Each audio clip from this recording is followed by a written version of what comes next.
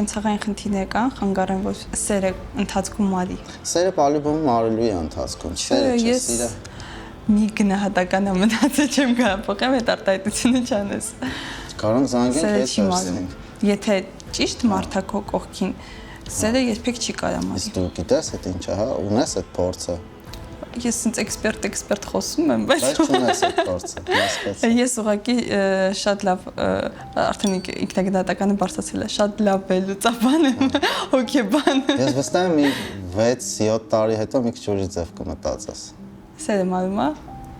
Սերը չի մարում, սիրարվածությունն է մարում, այն սկզբնական են կայծն է մարում, կայծը լուցկու նման բան է, լուցկին ոնց է, բոց է, հետո շատ շուտ է հանգում է։ Իսկական սերը, դա երբ դու մարդուն տենում ես, ոչ թե միանգամից երբ սկսում արագ բաբախել, դա չի իմ համար սկիզբը իսկական սիրո։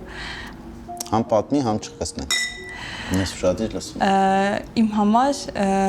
երբ հանդիպում ես քո կողակցին, դու ընդհանրապես գաղափարել չունես, որ ինքը կարող լինի քո կողակիցը։ Ընթացքում այդ ամեն ինչը ձևավորվում, так что Հա, կարող է լինի։ պետք է առաջին էմոցիաներով չխաբնվենք։